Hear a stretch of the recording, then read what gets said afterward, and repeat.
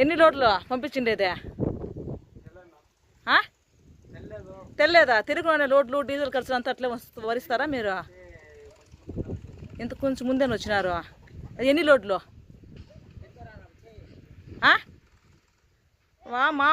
మా కూరిని రాజేష్ని అడిగితే చెప్పలే ఆ పిల్లోడు కూడా.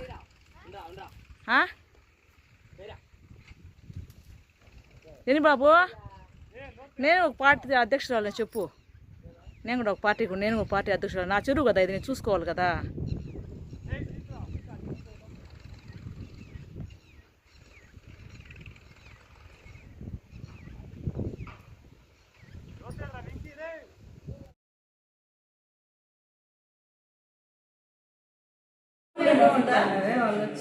నేను నిన్న వాళ్ళు పోలీస్ స్టేషన్ వచ్చి చూపించిన ఫొటోస్కి ఇక్కడ ఫొటోస్కి సంబంధమే లేదు.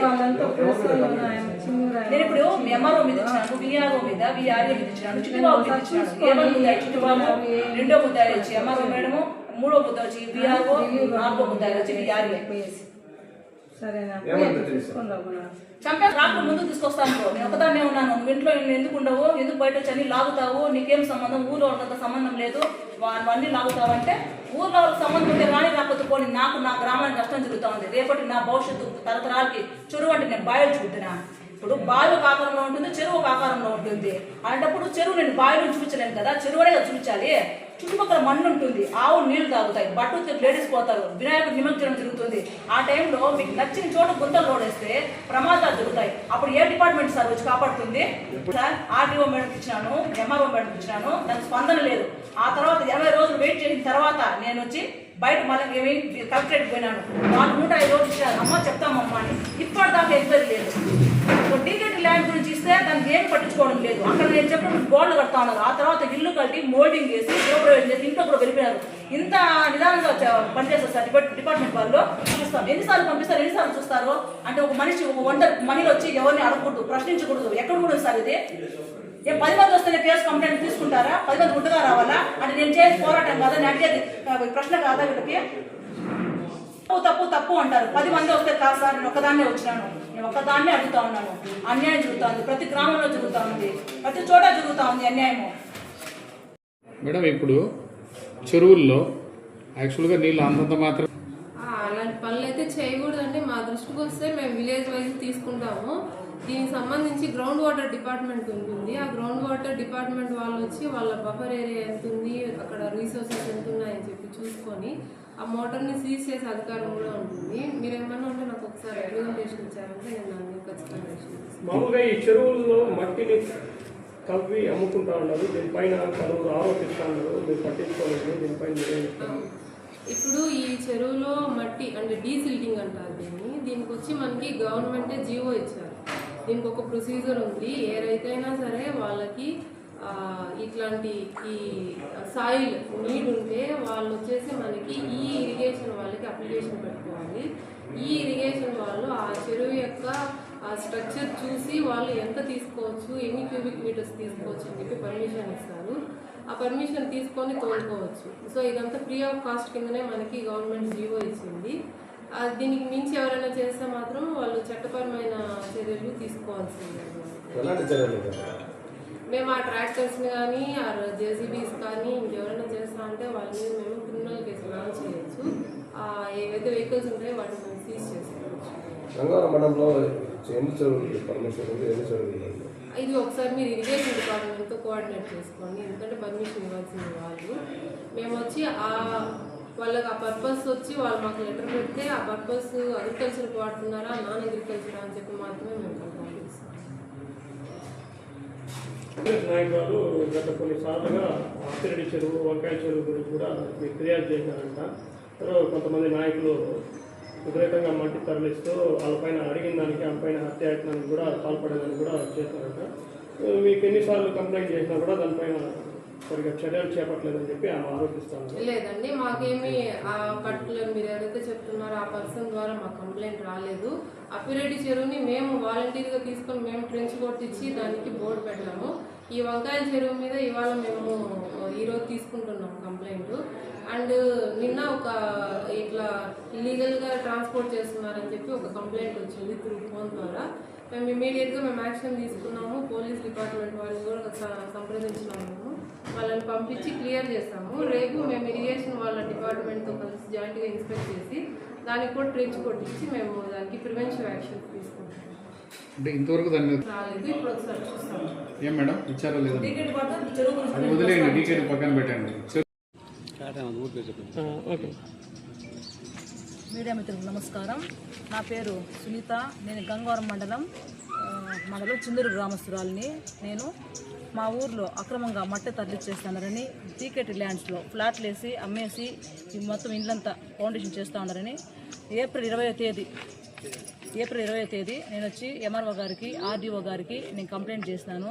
చేయని తర్వాత సరే చూస్తామన్నారు, ఏం పట్టించుకోవడం లేదు వాళ్ళు. ఆ తర్వాత మళ్ళీ ఒకసారి వచ్చినాను. వాళ్ళు ఏమన్నారంటే అసలు మేము మళ్ళీ వస్తాము చూస్తామన్నారు, ఏం పట్టించుకోవడం లేదు. ఆ తర్వాత నేను కలెక్టరేట్కి పోయినాను.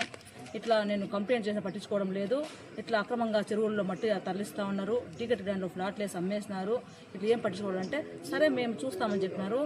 ఎవ్వరూ అధికారికంగా వచ్చి పట్టించుకోవడం లేదు అసలుకి. నిన్న అనగా ఆగస్టు 2వ తేదీ నేను చెరువు నుంచి ఊరు నుంచి ఇట్లా వస్తూ ఉంటే ట్రాక్టర్లో మట్టి తరలిస్తున్నారు. ఎక్కడి నుంచి అంటే చిన్నూరు అపిరెడ్డి చెరువు అన్నారు. ఆ తర్వాత ఇది ఎక్కడిది ఏమి అంటే అపిరెడ్డి చెరువు నుంచి మేము ట్రాక్టర్ తోలుతున్నాము అంటే లోడ్ ఎంత అంటే 600 అన్నారు. ఎందుకు అన్నారు, మేము తోలించుకోవాలంటే వాళ్ళు సరే అన్నారు. అక్కడ పోయి చూస్తే ఒక జేసీబీ 3 ట్రాక్టర్లు అక్రమంగా మట్టి తరలిస్తూ ఉన్నారు. సరే అని చెప్పేసి నేను వీఆర్ఏకి ఫోన్ చేసిన, ఏమని ఇట్లా మట్టి తరలిస్తున్నారు అంటే ఆయన సరే మేము చెప్తామని చెప్పి ఆయన దగ్గర నుంచి నెంబర్ తీసుకున్నా, వీఆర్ఓ నెంబర్ తీసుకున్నా. సార్ ఇట్లాగా అక్రమంగా మట్టి తరలిస్తున్నారు, ఒక జేసీబీ 3 ట్రాక్టర్లు ఉన్నాయి, మీరేం వచ్చి చూడండి అంటే నేను వెంటనే పంపిస్తాను, ఆడొచ్చి చూస్తారు వాటిని అని చెప్పినారు. నేను వెయిట్ చేసిన, ఇప్పుడు 1 గంట 30 నిమిషాలకి నేను వెయిట్ చేసిన, ఎవ్వరు రాలేదు అక్కడికి. సరే ఇన్ఫర్మేషన్ ఇచ్చేసి ఒక సైలెంట్గా అయిపోయినా. మళ్ళీ ఒక 4 గంటలకు అట్లా నేను టౌన్కి పోతుంటే వాళ్ళు మళ్ళీ లోడ్లు తోలుతూనే ఉన్నారు. ఎట్లా నడింపల్లి రోడ్ నుంచి అక్రమంగా తరలిస్తూ ఉన్నారు. నేను దాన్ని వెంబడించి వెనకాలే పోతే ఆడ వాళ్ళు అడిగినాను అనమాట మళ్ళీ ఎందుకు అనేసి. నేను ఎంఆర్ఓ మేడం గారికి ఫోన్ చేస్తే ఫస్ట్ ఆమె తీయలేదు. వీఆర్ఏకి చేసినాను, వీఆర్ఓకి చేసినాను, లేదు ఇప్పుడే వస్తాము మేము పంపించినామన్నారు, కానీ ఎవరిని పంపించలేదు వాళ్ళు. ఆ తర్వాత ఎంఆర్ఓ మేడం గారు నాకు మళ్ళీ వెంటనే ఫోన్ చేసినారు. ఎవరు అంటే ఇట్లా చెన్నూరు నుంచి నేను పలానా సునీత మాట్లాడతాను, గ్రామస్తురాల్ని, మా గ్రామంలో మట్టి అక్రమంగా తరలిచ్చేస్తున్నారు అని నేను చెప్పినాను. వాళ్ళు ఏమన్నారంటే లేదు సీఏ గారికి ఫోన్ చేస్తాను, ఇప్పుడే నేను పంపిస్తాను, నేను సీఏ గారిని పంపిస్తాను, వాళ్ళు కానిస్టేబుల్ ఎవరు అన్నారు. కానీ నేను 3/4 గంట వెయిట్ చేసిన, 6:45 దాకా వెయిట్ చేస్తే అక్కడికి ఎవ్వరు రాలేదు. ఏ పోలీస్ డిపార్ట్మెంట్ వాళ్ళు కానీ రెవెన్యూ డిపార్ట్మెంట్ వాళ్ళు నాకు తెలిసి అయితే రాలేదు. నేను ఆ తర్వాత నేను నా కూతురున్నాము. ఆయన చిట్టిబాబు అనే వ్యక్తి నా మీద నువ్వు ఇంట్లో ఉండాలి, ఊరందరికి లేదు నీకేమి, మేము బండ్లో వస్తా అంటే మా మీద ట్రాక్టర్లు ముందుకు రావడం ఏంది, మమ్మల్ని హత్యా ప్రయత్నాలు చేయడం ఏంది, ఈ నోటికి వచ్చిన వల్గర్ మాటలు అక్కడ ట్రాక్టర్ డ్రైవర్ కానీ వాళ్ళు మాట్లాడినారు చాలా మంది. మాట్లాడిన తర్వాత సరే అని చెప్పేసి నేను నేరుగా వచ్చేసినాను. వచ్చిన తర్వాత మళ్ళీ ఎంఆర్ఓ మళ్ళీ 2 సార్లు ఫోన్ చేస్తున్నా, వెంటనే అక్కడికి వస్తారేమో వీళ్ళతో మాట్లాడదాం చెప్దామని. ఎవ్వరు రావడం లేదు. నేను ఏప్రిల్ 20వ తేదీతో కంప్లైంట్ ఇచ్చినాను. ఏమని టీకెట్ ల్యాండ్ ఒకటి చిన్నూరు గ్రామంలో 1 ఎకరా 4 సెంట్లు ఫ్లాట్లు వేసి అమ్మేసినారు, దాని గురించి చూడండి అంటే నేను కంప్లైంట్ ఇచ్చిన రోజుకి వాళ్ళు పిల్లర్లు వేసి గోడలు కడతా ఉన్నారు. ఆ తర్వాత వాళ్ళు ఇల్లు పూర్తిగా కట్టి పెయింటింగ్ చేసి గృహప్రవేశం చేసి కూడా వచ్చేస్తున్నారు ఇంట్లోపలికి, ఏం పట్టించుకోలేదు. మళ్ళీ అడిగితే అసలు వస్తామంటారు, ఎప్పుడు రారు.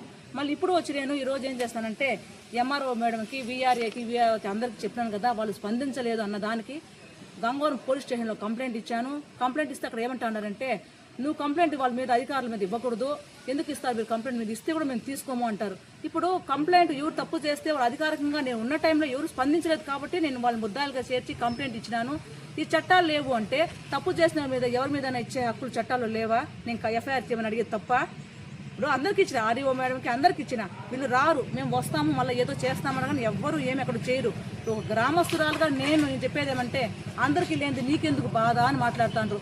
నా గ్రామం, నా వనరులు, ఎందుకంటే చెరువు అక్రమంగా తరలిచ్చేస్తా ఉంటే ఆవులకు నీళ్లు తాగిస్తారు, సమాధులు అక్కడే పూర్తి చేస్తారు.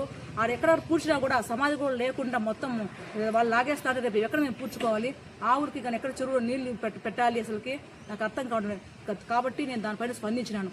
డీకేట్ ఫ్లాట్లు వేసినా దాన్ని స్పందించిన. వీళ్ళు ఎవ్వరు అక్కడికి రావడం లేదు, వస్తాం రానంటా ఉంటారు. ఇప్పుడు ఏమంటారంటే మీరు కంప్లైంట్ ఇచ్చినారు, మేము వస్తాము, బౌండరీని వేస్తాము అంటారు, రారు. నేను లైవ్లో ఉన్నప్పుడు ట్రాక్టర్ జేసీబీ ఉన్నప్పుడు వచ్చి మీరు పట్టుకోండి అని ఫోన్ చేస్తే అప్పుడు రానప్పుడు ఆ తర్వాత వస్తామంటే ఆ మరుసటి రోజు ట్రాక్టర్లు జేసీబీలు అప్పుడు ఉంటాయా? ఉండవు కదా. వీళ్ళ తర్వాత వచ్చి ఏం చేస్తారు అంటే నాకు ప్రాణహాని ఉండి వీళ్ళు కల్పిస్తారు దగ్గరుండి. వీళ్ళకి ఏం ముట్ట చెప్తా అంటారని వీళ్ళు వెంటనే స్పందించడం లేదు అసలుకి. ఈ రెవెన్యూ డిపార్ట్మెంట్ వాళ్ళు, పోలీస్ డిపార్ట్మెంట్ పోతే వాళ్ళు బెదిరిస్తారు నన్ను. నువ్వు ఎట్లా చేరుస్తావు వాళ్ళని కంప్లైంట్ దారుగా ఎఫ్ఐఆర్కి ముద్దాలు కానీ వాళ్ళు అంటారు. అంటే చట్టంలో లేవా తప్పు చేసిన శిక్షించాలని? ఇది ఎక్కడిది? ఒకసారి నేను గ్రామం ఎందుకంటే మీరు గ్రామంలో నేను తిరిగి చేస్తానంటే భారతదేశంలో మనం ఉన్నప్పుడు దేశం ఎక్కడో ఉంటుంది, అక్కడ ఏం చేస్తాము పాకిస్తాన్లో చొరబడతానని చెప్పి ఆర్మీని పెడతాం కదా.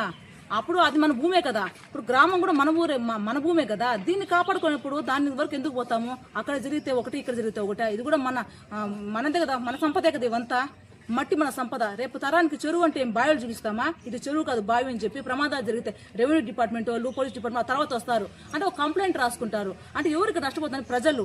వీళ్ళు మాట్లాడితే బెదిరిస్తారు. ఏమని? నువ్వు ఒకటే వస్తే ఎట్లా 10 మంది రావాలి కదా అంటే 10 మంది రారు, ఎవరో ఒకరు వస్తారు. దాని కంప్లైంట్ వీళ్ళు తీసుకోకూడదా? అంటే నేను చేయని తప్పేమన్నా ఉందా ఇక్కడ చట్టపరంగా? ఎవరు తప్పు చేస్తే వాళ్ళని శిక్షించాలని నేను కోరుకుంటా ఉన్నాను.